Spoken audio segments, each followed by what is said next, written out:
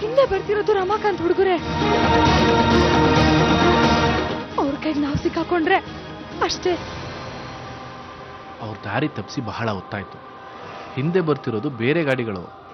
ಆದ್ರೆ ನಾವು ಇದೇ ದಾರಿಯಲ್ಲಿ ಇದೀವಿ ಅಂತ ಪತ್ತೆ ಮಾಡೋದಕ್ಕೆ ಅವ್ರಿಗೆ ಜಾಸ್ತಿ ಹೊತ್ತಾಗಲ್ಲ. ಅದಕ್ಕೆ ನಾವು ಸದ್ಯಕ್ಕೆ ಪ್ರಯಾಣ ನಿಲ್ಲಿಸಿ ಎಲ್ಲಾದ್ರೂ ಹಾಲ್ಟ್ ಮಾಡಬೇಕು. ಎಲ್ಲಿ? ಯಾವ್ದಾದ್ರೂ ಹೋಟೆಲ್ ನೋಡ್ಬೇಕು. ಕಾರ್ನ ಒಂದ್ ಕಡೆ ನಿಲ್ಲಿಸಿ ಅಲ್ಲಿಂದ ಬೇರೆ ಗಾಡಿ ಮಾಡಿಕೊಂಡು ಯಾವ್ದಾದ್ರೂ ಲಾಡ್ಜಲ್ಲಿರೋಣ. ಆಗ ಅವ್ರಿಗೆ ದಾರಿ ತಪ್ಪಿಸ್ದಾಗೂ ಆಗತ್ತೆ, ಸದ್ಯಕ್ಕೆ ನಮಗೆ ರೆಸ್ಟ್ ಸಿಕ್ಕಾಗೂ ಆಗತ್ತೆ. ಯೋಚನೆ ಮಾಡ್ಬೇಡ ಶುಭ, ಸದ್ಯಕ್ಕಂತೂ ನಾವು ಅವ್ರ ಕೈ ಸಿಗಲ್ಲ. ಇನ್ನೊಂದ್ಸತಿ ಸಿಗಲ್ಲ. ದೂರ ಇರ್ಬೇಕು ಅಂತ ಡಿಸೈಡ್ ಮಾಡಿದ್ ನಾವು ಮತ್ತೆ ಯಾಕೆ ಒಟ್ಟಿಗೆ ಇದೀವಿ?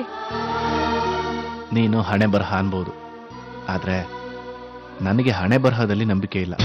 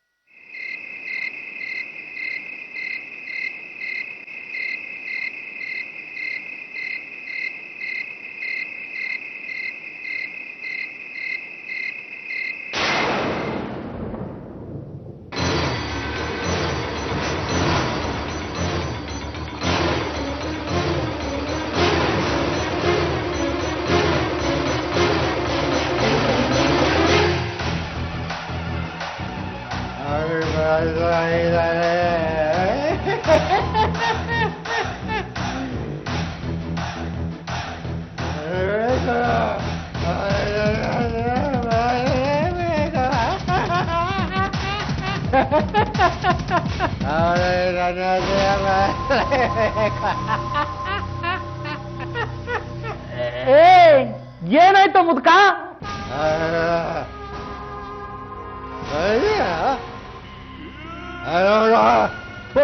ನಿನ್ ನಾಲ್ಗೆಗೆ ಒಣ ಹುಲ್ಲಾಕ್ ಸಿಕ್ಕ ತೆಪ್ಪಗ್ ಮಲ್ಕೋ ತಂದೆ.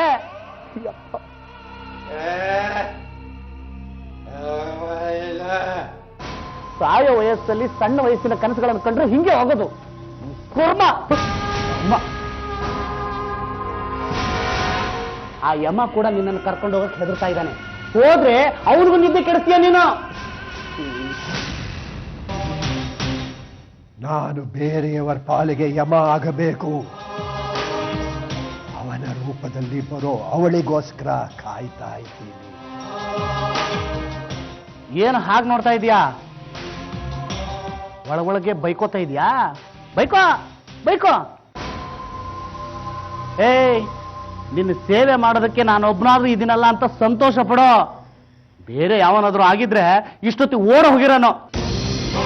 ನನ್ನ ಸುತ್ತಮುತ್ತ ಇರೋರು ಓಡ್ತಾರೆ ಹೊರತು ನಾನು ಓಡೋದಿಲ್ಲ.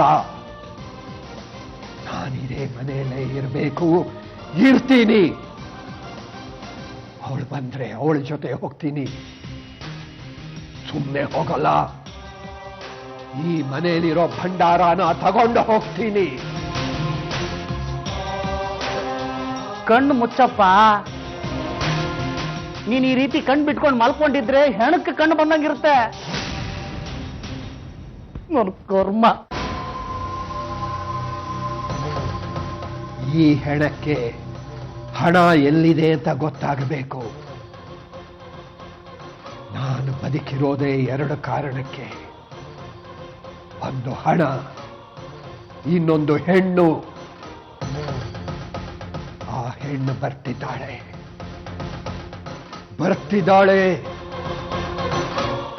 ಬರೋ ಆಸೆ ಅವಳಿಗಿದೆ, ಆದ್ರೆ ಭೇಟಿ ಮಾಡೋ ಆಸೆ ನನಗಿಲ್ಲ.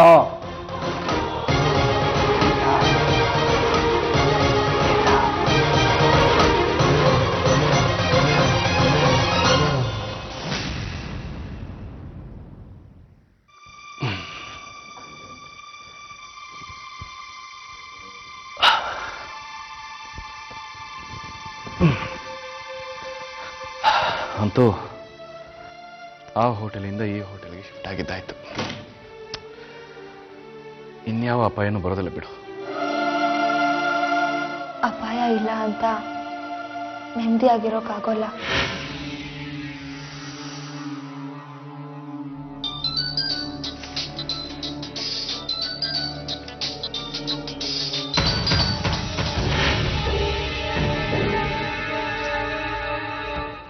ಸುಲೇಖ ಫೋನ್ ಮಾಡ್ತಿದ್ದಾಳೆ. ಅದನ್ನ ನನಗೆ ಹೇಳೋ ಅಗತ್ಯ ಇಲ್ಲ. ನಿಮಗೆ ಬಂದಿರೋ ಫೋನು, ನೀವು ಮಾತಾಡಿ.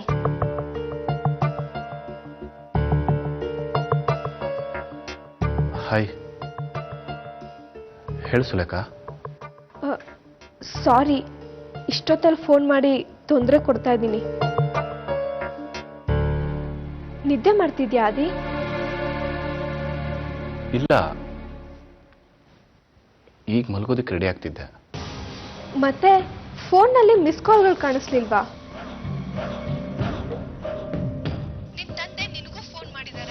ನೀನಿದ್ ಲಾಡ್ಜ್ಗೂ ಫೋನ್ ಮಾಡಿದ್ರಂತೆ, ಆದ್ರೆ ಎಲ್ಲೂ ಏನು ಸರಿಯಾದ ಇನ್ಫಾರ್ಮೇಶನ್ ಸಿಕ್ಕಿಲ್ಲ ಅಂತ ಟೆನ್ಷನ್ ಆಗಿದ್ರಪ್ಪ.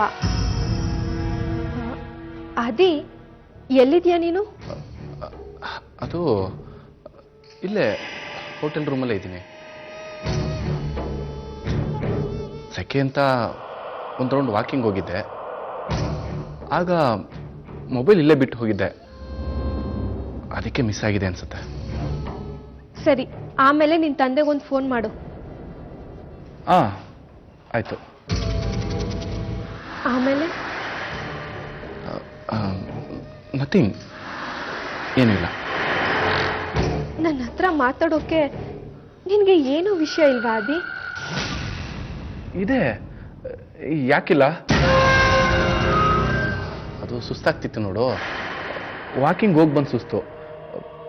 ಮಲಗ್ಲಾ? ಯಾಕೊಂಥರ ಮಾತಾಡ್ತಿದ್ಯಾ? ನಿನ್ ಮಾತು ವಿಚಿತ್ರವಾಗಿದೆ. ಸುಸ್ತಾಗ್ತಿದೆ ಅಂತ ಹೇಳಿದ್ನಲ್ಲ ಸುಲೇಖ. ಆಮೇಲೆ ಮಾಡ್ತೀನಿ. ಬಾಯ್, ಗುಡ್ ನೈಟ್.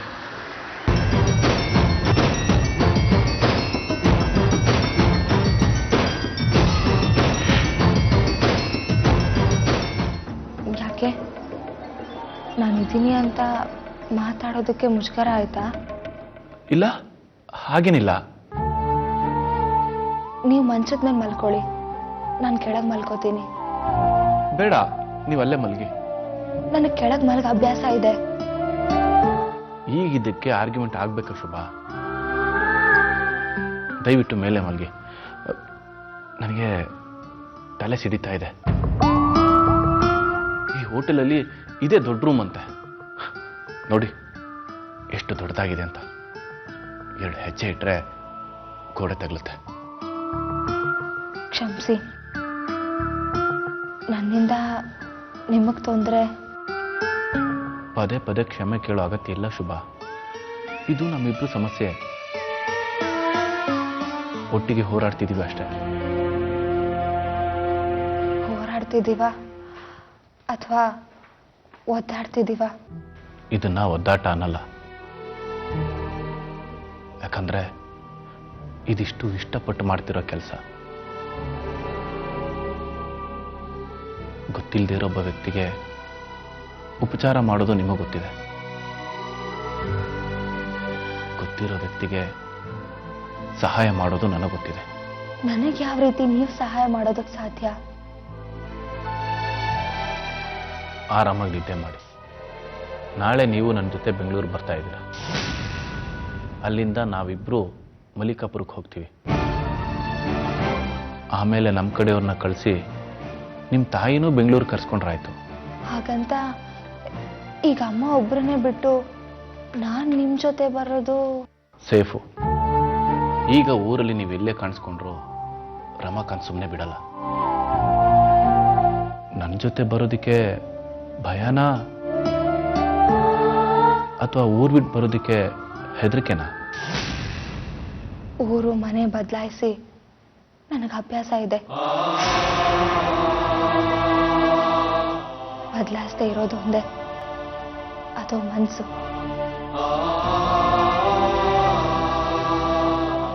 ಈಗ ನಾನು ನಿಮ್ಮ ಜೊತೆ ಬಂದ್ರೆ ನಿಮ್ಮ ಮನೆಯವರು ಯಾರು ಅಂತ ಕೇಳೋದಿಲ್ವಾ? ನಿಮ್ ಜೊತೆ ಯಾಕೆ ಬಂದೆ ಅಂತ ಪ್ರಶ್ನೆ ಮಾಡೋದಿಲ್ವಾ? ನಿಮ್ ಕೈಯಲ್ಲಿ ತಾಳಿ ಕಟ್ಟಿಸ್ಕೊಳಕ್ ನಿಂತಿರೋ ಸುಲೇಖಾಗೆ ಅನುಮಾನ ಬರೋದಿಲ್ವಾ? ಅರ್ಥ ಆಗೋ ಆಗ ಹೇಳಿದ್ರೆ ಎಲ್ಲರೂ ಅರ್ಥ ಮಾಡ್ಕೋತಾರೆ. ಅರ್ಥ ಮಾಡ್ಕೊಳ್ದೇ ಇರೋಕ್ಕೆ ಅವ್ರಿಗ್ಯಾರಿಗೂ ರಮಾಕಾಂತನ ಗುಣ ಇಲ್ಲ. ಆದ್ರೂ ನಾನು ನಮ್ಮೂರಿಗೆ ಹೋಗೋದೇ ಸರಿ ಅಂತ. ಸರಿ ಇಲ್ಲ, ಇನ್ನೇನು ಮಾತಾಡೋದು ಬೇಡ. ನಿರ್ಧಾರ ಮಾಡಿದ್ದಾಯ್ತು.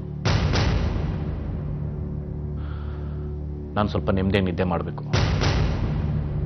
Good night.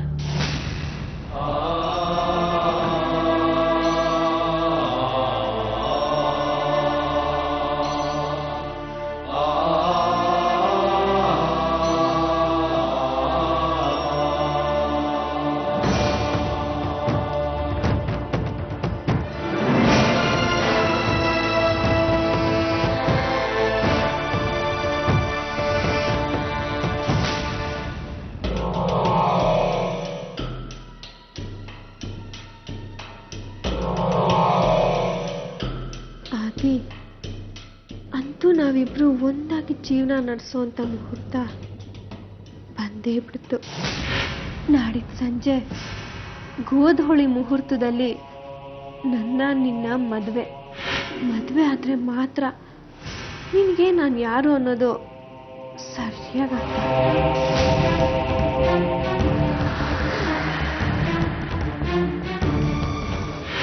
ನಾವೆಲ್ಲ ಭವಿಷ್ಯದ ಜೀವನ ನೋಡೋರೆ ಹೊರತು ಕಳೆದಿರೋ ಜೀವನ ನೋಡೋರಲ್ಲ. ಕಳೆದಿರೋ ಜೀವನದಲ್ಲಿ ನಮಗೆ ನೆನಪಿಲ್ದಿರೋ ಎಷ್ಟೋ ವಿಷಯಗಳಿರುತ್ತೆ, ಲೆಕ್ಕಾಚಾರ ಇರುತ್ತೆ. ಪ್ರತಿಯೊಂದು ಬ್ಯಾಲೆನ್ಸ್ ಆದ್ರೆ ಮಾತ್ರ ಬದುಕು. ಅದೆಲ್ಲ ನನಗರ್ಥ ಆಗಿದೆ. ನಿನಗರ್ಥ ಆಗೋದು ಬಾಕಿ ಇದೆ.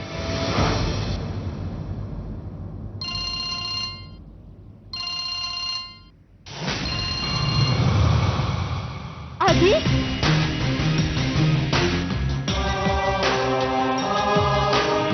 ಏನಿದು ಅಪಶಕುನ? ಅಂದ್ರೆ ನಾನು ಬಯಸಿದ್ದು ಆಗಲ್ಲ ಅಂತ ಇದೆಯಾ? ನೋನೋ, ಆಗತ್ತೆ, ಆಗ್ಲೇಬೇಕು. ಆಗಿಲ್ಲ ಅಂದ್ರೆ ನಾನು ಆಗೋಗ್ ಮಾಡ್ತೀನಿ.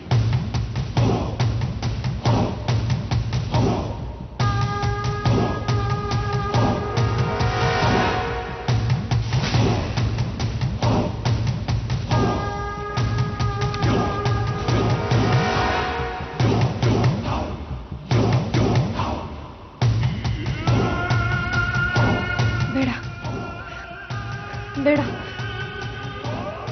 ನಾವಿಬ್ರು ಸೇರ್ಬೇಕಾಗಿರೋದಕ್ಕೆ ರಕ್ತ ಸುರಿಸೋ ಅಗತ್ಯ ಬರಬಾರ್ದು.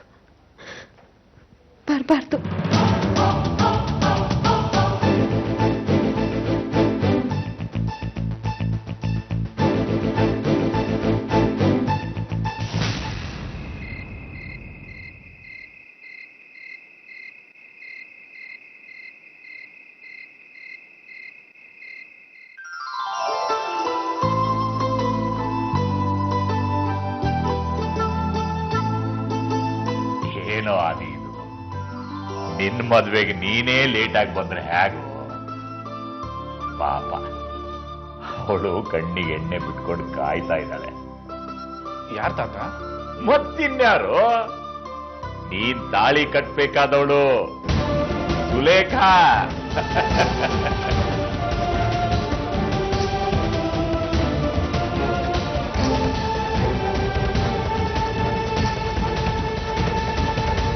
ಸಾರಿ ಸುಲೇಖಾ.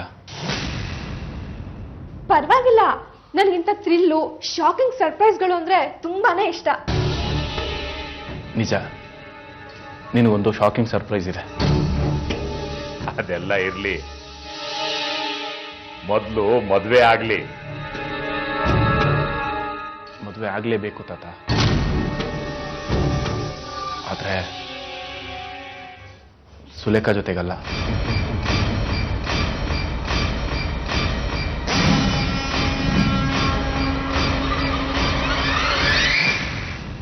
ಮತ್ತೆ ಅದು ನಾನು ಕರ್ಕೊಂಡು ಬಂದಿರೋ ಶುಭಾ ಜೊತೆ. ಈ ಶುಭ ಯಾರು? ಶುಭಾ?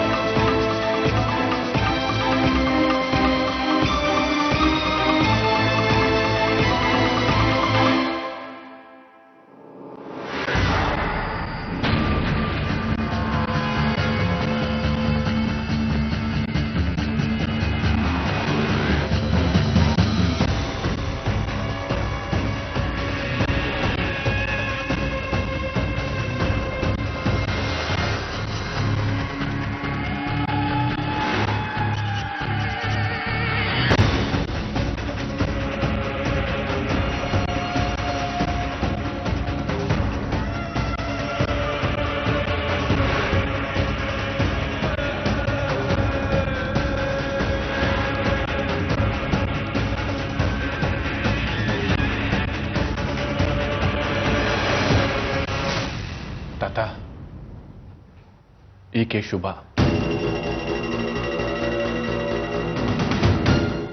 ಊರು ಮಡಿಕೇರಿ. ನಿಮ್ಗೆ ಇವಳು ಪರಿಚಯ ಇಲ್ಲ, ಆದರೆ ನಾನು ಮಡಿಕೇರಿನಲ್ಲಿ ಇವಳನ್ನ ಮೊದಲನೇ ಸರ್ತಿ ನೋಡಿದ್ಮೇಲೆ ತುಂಬಾ ಹಳೆ ಪರಿಚಯ ಇದೆ ಅಂತ ಅನ್ನಿಸ್ತು.